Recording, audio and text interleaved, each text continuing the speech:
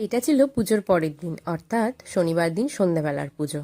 তার আগে আমাদের বাচ্চাগুলোকে নিয়ে একটা ছোট্ট মতো অনুষ্ঠান করা হয়েছে। বাচ্চাগুলো যে যার মতো করে একটা করে কবিতা বলেছে, তার সাথে তারা উপহার পেয়েছে আর একটা করে চকলেট। এতেই তারা খুব খুশি।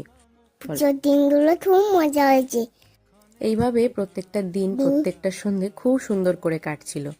কিন্তু ওই যে সবসময় সব ভালোটা চিরস্থায়ী হয় না, সেটাই আমাদের সাথে হয়েছিল।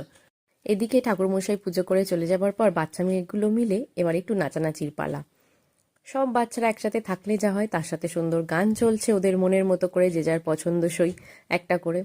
আমার ছেলেকে তো দেখে ভাবছি, শীতে এত জড়িয়ে সরিয়েও নাচ কিন্তু থামানো যাবে না। যদিও বা ভুলিয়ে একবার ঘরে এনেছি, বলে না আর একটুখানি বাইরে থাকলে ভালো হতো। তো যাই হোক, খুব মজাতেই কিন্তু এবার আমি কাটছিল। বলবো।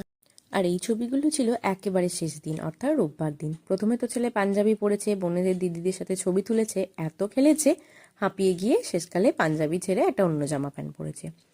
পুজোও হচ্ছিল দধিকর্মা, সেই পর্যন্ত বেশ ভালো ছিল, কিন্তু এমন একটা বাজে ঘটনার জন্য আমাদেরকে পুজো থেকে বাদই দেওয়া হলো। তো যাই হোক, যে ঘটনাটা ঘটালো সে হয়তো খুব আনন্দ পেয়েছে এটার জন্য। কিন্তু সন্ধেবেলা যেহেতু ঠাকুর বিসর্জন হবে, আমরা যেহেতু আর পুজোতে নেই, আমার ছেলের মন খারাপের জন্য আমরা তাই একটু ওকে নিয়ে ঘুরতে বেরিয়ে পড়েছিলাম।